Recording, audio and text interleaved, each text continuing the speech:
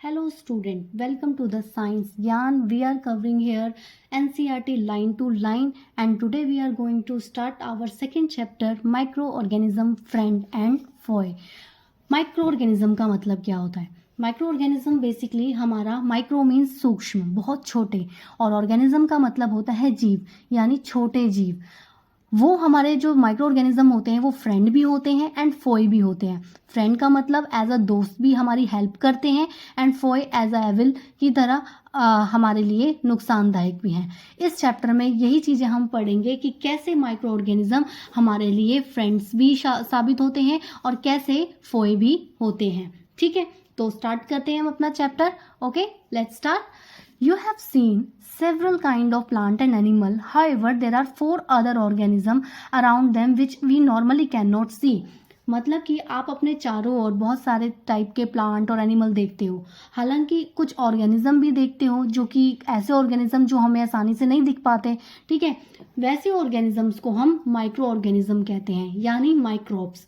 जैसे कि आपने ऑब्जर्व किया होगा बारिश के टाइम में, बारिश वाले मौसम में, कि जो ब्रेड होती है, गीली ब्रेड, वो खराब हो जाती है. उसके सरफेस पे कुछ ग्रेइश वाइट पैचेस होते हैं. ठीक है, अगर आप इन पैचेस को मैग्नीफाइंग ग्लास की हेल्प से देखोगे तो वो जो मैग्नीफाइंग ग्लास की हेल्प से जब देखोगे तो आपको टाइनी ब्लैक राउंड स्ट्रक्चर दिखेगा. ओके, यही लिखा हुआ है. You might have observe that during the raining season moist bread gets spoiled, its surface get covered with a grayish white patches. Observe these patches through the magnifying glass with the help of PC.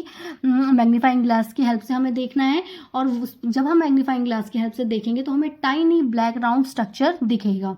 Do you know what this structure are and where do these come from? क्या आपको मालूम है कि ये structure basically जो tiny round patches हैं ये कहाँ से आते हैं और ये क्यों मतलब पनपते हैं?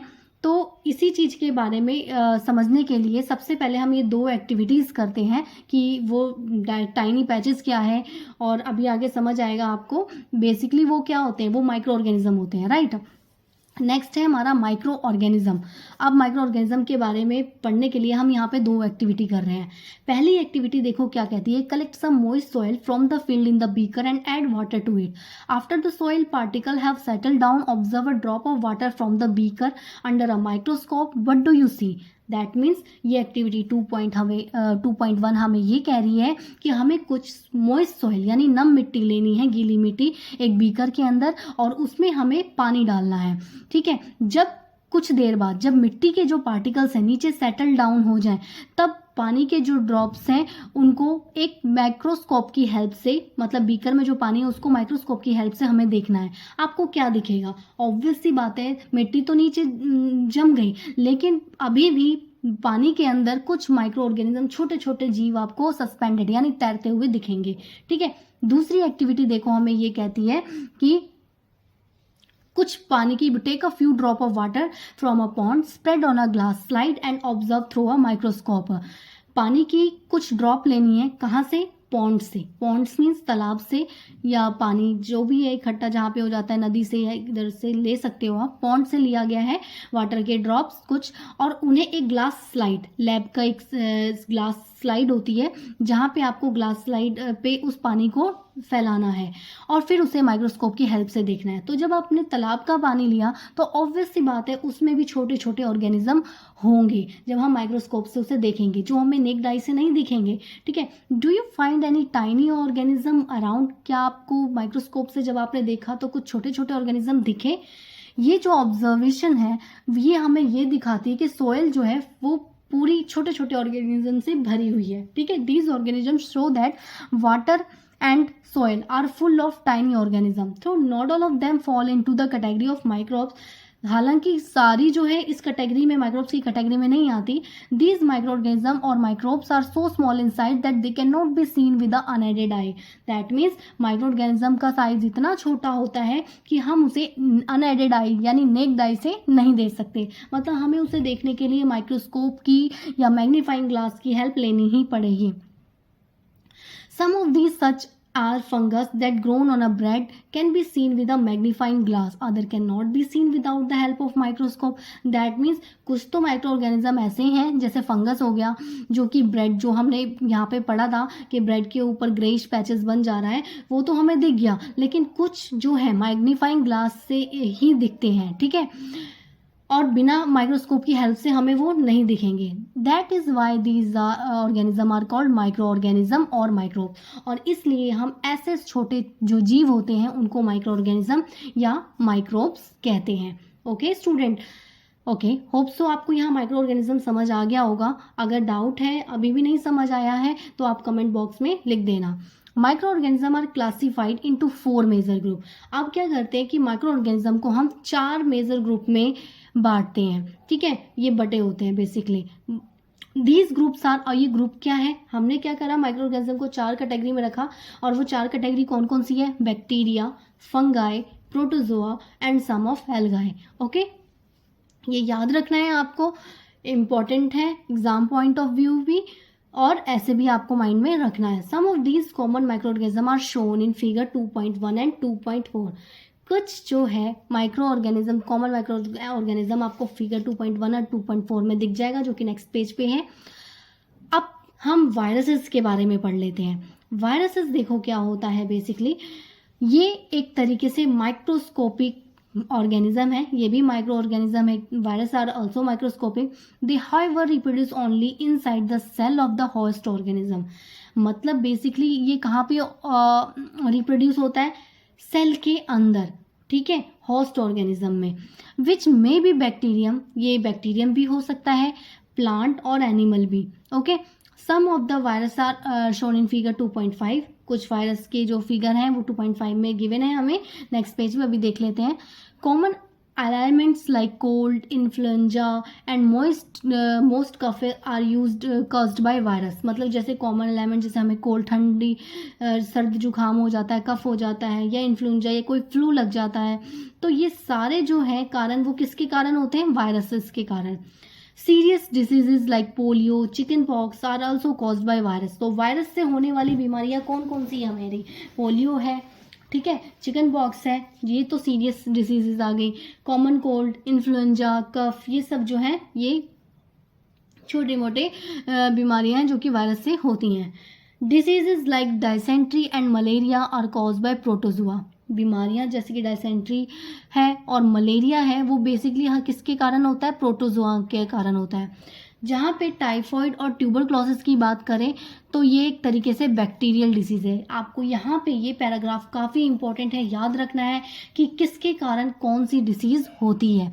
तो मैंने आपको अभी इस पैराग्राफ में बताया कि वायरस के कारण कॉमन कोल्ड, इन्फ्लुएंजा, कफ, ये सब होता है. और सीरियस बीमारी में अगर बात करें तो चिकन पॉक्स और पोलियो, ठीक है.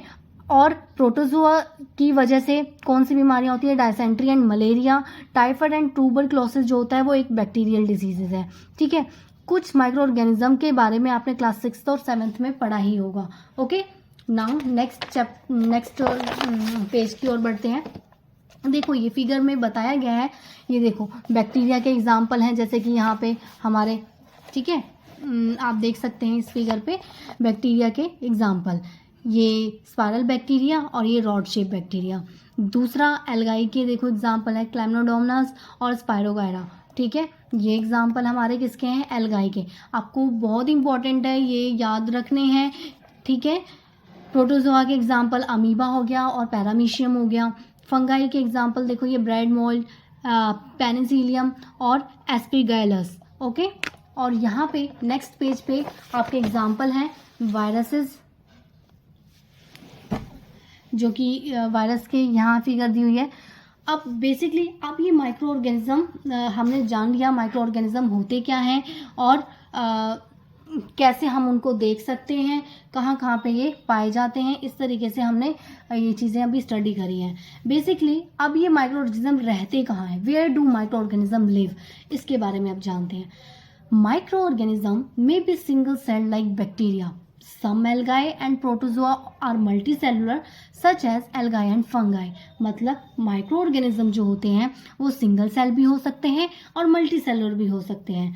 सिंगल सेल ऑर्गेनिज्म में कौन कौन से आगे, बैक्टीरिया हो गया, कुछ एल्गाई और प्रोटोजोआ जो है ये मल्टी सेलुलर है, ठीक है। एल्गाई और फंगाई ये बेसिकली हर टाइप के इन्वायरमेंट में सर्वाइव कर सकते हैं। They can survive under all type of environment ranging from ice cold climate to hot spring and desert to marshy land.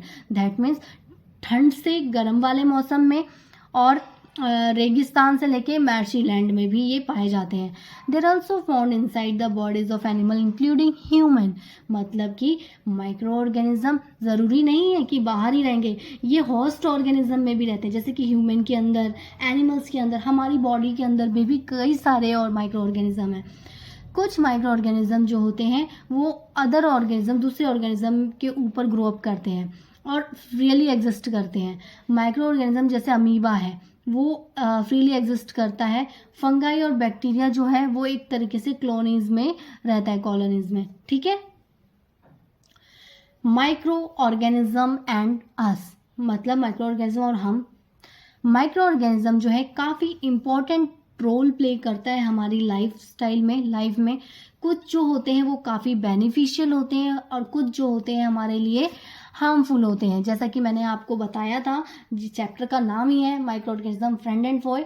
तो कुछ माइक्रो ऑर्गेनिज्म जो होते हैं हार्मफुल है, नुकसान है, जिससे हमें बीमारियां हो जाती है, और कुछ जो है फ्रेंड होते हैं। अब इन सब के बारे में हम डिटेल में थोड़ा पढ़ते हैं, ठीक है।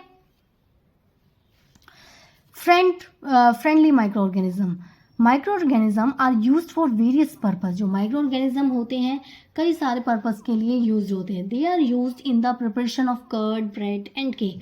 अब आप बताओ मुझे स्टूडेंट्स कि आप जैसे दही खाते हो, ब्रेड खाते हो, या आप बर्थडे सेलिब्रेशन में आप लोग केक खाते हो, बहुत यमी लगता है ना, दही भी, ब्रेड्स भी और केक भी।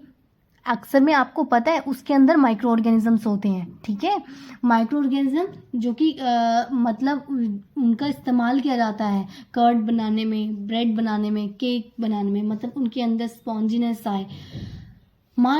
जो माइक्रो ऑर्गेनिज्म होते हैं बेसिकली वो अल्कोहल को यानी अल्कोहल बनाने में भी यूज़ होता है कई सालों से, ठीक है। They are also called in cleaning up of environment, for example organic waste, vegetable peel, remain of animals faeces etcetera.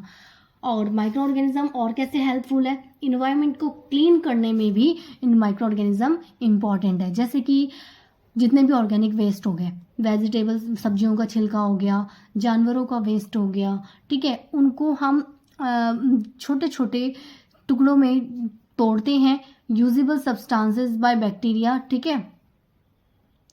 मतलब बैक्टीरिया के द्वारा जो बैक्टीरिया, अगर आपने सब्जियां फेंक दी या जो एनिमल के वेस्ट होते हैं, जो भी फेसेस एंड ऑल, ठीक है, तो ये जो है छोटे छोटे बैक्टीरिया के द्वारा ये ब्रोकन डाउन होते हैं, ठीक है। अब ये भी याद रखो कि जो बैक्टीरिया है वो मेडिसिन बनाने में भी यूज़ होता है। तो आपको यहाँ पे मालूम हो गया होगा स्टूडेंट्स कि माइक्रो ऑर्गेनिज्म हमारे लिए कितने फ्रेंडफुल है, ओके, फ्रेंडली हैं। तो मेडिसिन बनाने में, अल्कोहल बनाने में, इन्वायरमेंट को क्लीन करने में, इवन केक, कर्ड, ब्रेड बनाने में, इन सब में यूज़ होता है, ठीक है। एग्रीकल्चर में बात करें तो सॉइल की फर्टिलिटी बढ़ाने में भी ये यूज़ होता है, जैसे कि हमने फर्स्ट चैप्टर में पढ़ा था मैन्योर एंड फर्टिलाइज़र, राइट। तो फर्टिलाइज़र जैसे कि आपको मालूम है कि क्या होता है और मैन्योर क्या होता है, ठीक है, ओके। तो सॉइल की फर्टिलिटी कैसे बढ़ाता है, मतलब नाइट्रोजन फिक्सेशन के कारण। अब आ जाते हैं making of curd and bread. You have learned class 7th that milk is turned into curd by bacteria. Class 7th में आपने पढ़ा था कि जो मिल्क है उसको हम कर्ड में टर्न कर सकते हैं, और वो किसकी हेल्प से, बैक्टीरिया के हेल्प से। अब यहाँ पे पहली देखो क्या बोलती है, I saw that my mother added a little curd to warm milk to set curd for the next day. I wonder why. पहली बोलती है कि मैंने देखा है कि मेरी मम्मी जो है वो अक्सर दही बनाने के लिए वार्म मिल्क में, ल्यूक वार्म मिल्क में थोड़ा सा दही डालती है दही बनाने के लिए नेक्स्ट डे, ताकि दही अच्छे से बन जाए। लेकिन मेरे को काफ़ी आश्चर्य है कि ऐसा क्यों होता है। Curd contains several microorganism of these the bacterium lactobacillus, ठीक है, बहुत इंपॉर्टेंट है। कर्ड के अंदर कौन सा बैक्टीरिया पाया जाता है? लैक्टोबैसिलस बैक्टीरिया, जो कि कर्ड को बनाने में हेल्प करता है। It multiplies in milk and convert it into curd. ये मिल्क के अंदर बैक्टीरिया जैसे ही जाता है तो वो मिल्क के जो सेल्स हैं जो भी है उनको कन्वर्ट करता है दही बनाने में।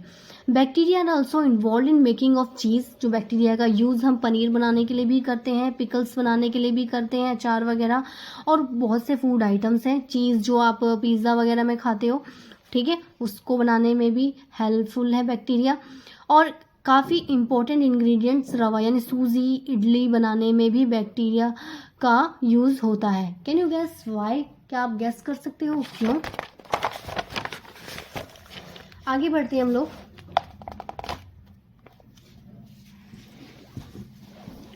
एक्टिविटी 2.3। एक्टिविटी 2.3 देखो क्या कहती है। Take half gram of flour, आटा और मैदा, add some sugar and mix with warm water.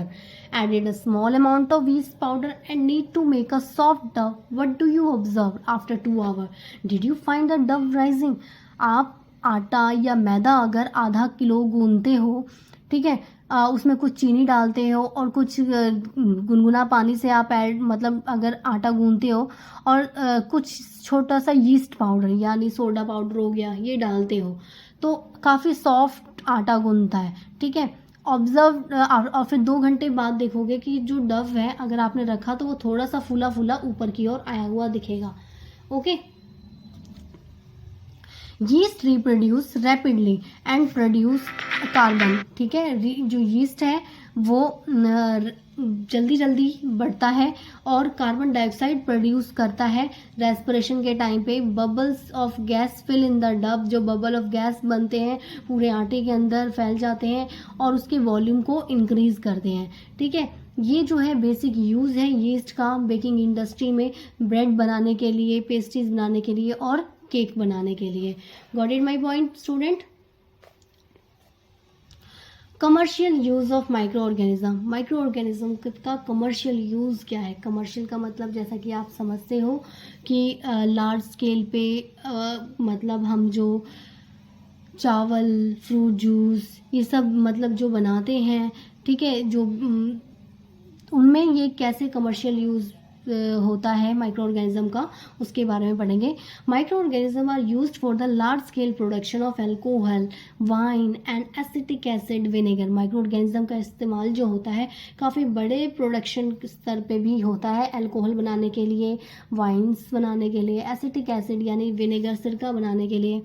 Yeast का जो यूज़ है कमर्शियल प्रोडक्शन जैसे अल्कोहल एंड वाइन के लिए होता है। और जो यीस्ट जो है नेचुरल शुगर, जो कि grain, barley, wheat, rice, crust, food juice जो भी है जैसे शुगर फ्री जो भी हम बनाते हैं उनके लिए भी यूज़ होता है, ठीक है। कोई डाउट है? मैं फिर कह रही हूँ आप लोगों को, आप जो भी डाउट है कमेंट सेक्शन में डाल देना। जो पैराग्राफ नहीं समझ आ रहा आप वो पैराग्राफ का टॉपिक भेज के मैं बता देना कमेंट बॉक्स में, मैं आपको बता दूंगी। ओके, नाउ आगे बढ़ते हैं। Activity 2.4। Take a 500 ml beaker filled up to 3/4 with water, dissolve 2-3 teaspoon of sugar in it, add half spoon of yeast powder to the sugar solution, keep it covered in a warm place of 4-5 hours and now smell solution. Can you get a smell? देखो activity 2.4 हमें क्या कह रही है? Activity 2.4 हमें ये कह रही है कि हमें 500 ml का एक बीकर लेना है, उसमें 3/4 पानी डालना है, उसके अंदर 2-3 चम्मच हमें शुगर के डालने हैं और आधा चम्मच जो है यीस्ट पाउडर का डालना है, ठीक है, उस शुगर सॉल्यूशन में। और फिर उसको कवर्ड करना है, keep it covered in a warm place for 4-5 hour. Cover करके 4-5 घंटे के लिए एक वार्म प्लेस पे रख देना है।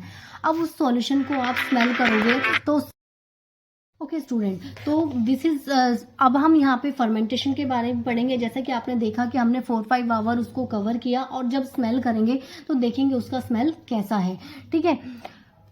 तो this is the smell of alcohol as sugar as converted into alcohol by yeast. ये जो स्मेल होगी वो एक मतलब अल्कोहल का जो स्मेल होगा वो उसमें क्या होता है, वो अल्कोहल की तरह स्मेल करेगा, क्योंकि शुगर जो है वो अल्कोहल में कन्वर्ट हो गया यीस्ट के हेल्प से। और ये जो प्रोसेस है conversion of sugar into alcohol, वो क्या कहलाता है? फर्मेंटेशन। तो फर्मेंटेशन की यहाँ पे डेफिनेशन दी गई है स्टूडेंट्स की, फर्मेंटेशन हमारा क्या है? The process of conversion of sugar into alcohol is known as fermentation. Medicinal use जो है माइक्रो ऑर्गेनिज्म का, देखो क्या होता है कि मतलब मेडिसिन पर्पस पे माइक्रो ऑर्गेनिज्म कैसे यूज होता है वो चीज़ पढ़ेंगे। तो पढ़ लेते हैं हम लोग। Whenever you fall ill, the doctor may give you some antibiotic tablet, capsules or injections such as of penicillin. The source of these medicine is microorganism. These medicine kill or stop the growth of disease-causing microorganisms such medicines are called antibiotic. And देखो यहाँ पे ये कह रहा है कि आप जब भी बीमार पड़ते हो तो आप डॉक्टर के पास जाते हो और डॉक्टर आपको क्या देता है? एंटीबायोटिक्स देगा, ठीक है? एंटीबायोटिक्स, टैबलेट्स या कैप्सूल या फिर इंजेक्शन, जैसे कि पेनिसिलिन वगैरह, ठीक है? तो ये जो मेडिसिन बेसिकली जो है माइक्रो ऑर्गेनिज्म का ही सोर्स है। ये मेडिसिन क्या करती हैं? ये जो हमारी बॉडी में जो डिसीज कॉजिंग माइक्रो ऑर्गेनिज्म है उनकी ग्रोथ को रोकती हैं, उनको मार देती हैं। और ऐसी मेडिसिन क्या कहलाती हैं? एंटीबायोटिक। यानी वो मेडिसिन जो कि हमारी बॉडी के अंदर माइक्रो ऑर्गेनिज्म जो डिसीज कॉजिंग माइक्रो ऑर्गेनिज्म है उनको ये उनकी ग्रोथ को कम कर रही है, उन माइक्रो ऑर्गेनिज्म को हम एंटीबायोटिक माइक्रो ऑर्गेनिज्म कहते हैं, जो कि हमें वो डॉक्टर देता है। Being produced from bacteria and fungi जैसे स्ट्रेप्टोमाइसिन, टेट्रासाइक्लिन एंड एरिथ्रोमोसाइन, ये जितने भी ये सारी जो हैं ये मेडिसिन यूज़ हैं माइक्रो ऑर्गेनिज्म, ये मेडिसिनल पर्पस के लिए यूज़ होती हैं। ये सारे माइक्रो ऑर्गेनिज्म के नाम हैं, ठीक है?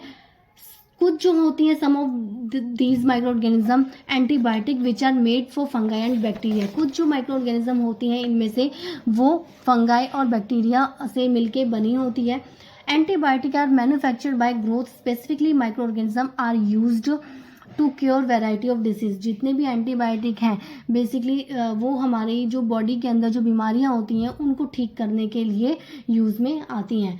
एंटीबायोटिक जो होती हैं उन्हें हम एक लाइव स्टॉक या पोल्ट्री उसमें भी मतलब मिक्स करते हैं, even mixed with the feed of livestock या फिर poultry to check microbial infection in animal. मतलब कि एनिमल के अंदर माइक्रोबायल इन्फेक्शन ना हो उसको भी चेक करने के लिए किया जाता है। They are also use to control many plant diseases. ये जो एंटीबायोटिक्स हैं माइक्रो ऑर्गेनिज्म वाले, इनको हम कई सारे जो प्लांट डिसीजेज जो होती हैं उनको कंट्रोल करने के लिए भी करते हैं। ओके, नाउ सबसे इम्पोर्टेंट जो एग्जाम में हमारा आता ही आता है, what is vaccine. Okay, vaccine क्या होता है? ये बहुत ही इंपॉर्टेंट पैराग्राफ है, आपको समझना है, अच्छे से समझना। ओके, स्टार्ट करते हैं। व्हेन आर, पहली देखो क्या कह रही है, why are children infant give vaccination. बच्चों को टीका क्यों दिया जाता है? वैक्सीन मतलब टीकाकरण, वैक्सीनेशन टीकाकरण, वैक्सीन मीन्स टीका देना। आपने सुना होगा कि बच्चे को आज ये इंजेक्शन लगवाने जाना है, पोलियो का इंजेक्शन लगाना है, रेबीज़ का लगाना है, ठीक है? कई सारे इंजेक्शन होते हैं तो हम छोटे बच्चों को लगवाते हैं। तो आखिर ये वैक्सीन होता क्या है, सब चीज़ पढ़ेंगे इन सब के बारे में। When a disease carrying microbes enter our body, the body produce antibiotic to fight the invader। मतलब कि जब हमारी बॉडी के अंदर बीमारी उत्पन्न करने वाले माइक्रोब्स इंटर करते हैं तो जो बॉडी है हमारी वो एंटीबॉडीज प्रोड्यूस करती है ताकि उन इन्वेडर्स से फाइट कर सके, ठीक है? The body also remember how to fight the microbes if it enter again. और बॉडी जो है फिर मतलब उसको याद रहता है कि कैसे दोबारा लड़ना है जब ये माइक्रोब दोबारा से बॉडी के अंदर एंटर करेंगे।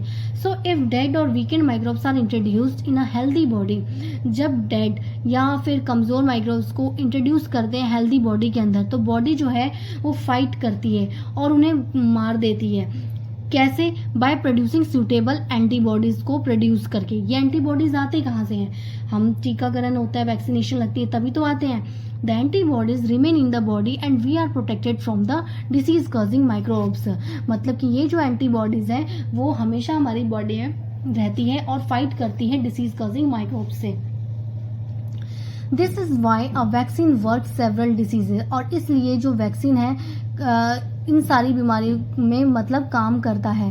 सेवरल डिजीज इंक्लूडिंग जैसे कॉलेरा हो गया, ट्यूबरक्लोसिस हो गया, स्मॉल पॉक्स हो गया, हेपेटाइटिस हो गया, इन सबको हम वैक्सीनेशन से बचा सकते हैं। ठीक है। In your childhood, you must have been given injection to protect yourself against several diseases. अपने बचपन में बहुत सारे इंजेक्शन लिए होंगे अपने आप को बचाने के लिए कई सारी बीमारियों से। Can you prepare a list of these diseases? क्या आप इन बीमारियों के डिसीजेस की लिस्ट बना सकते हो? You may take help from your parents, अपने पेरेंट्स की हेल्प भी ले सकते हो आप। ठीक है। It is essential to protect all children against these diseases. Necessary vaccines are available in nearby hospitals. You might have seen the advertisement on TV and newspaper regarding protection of children against polio under the pulse polio programme.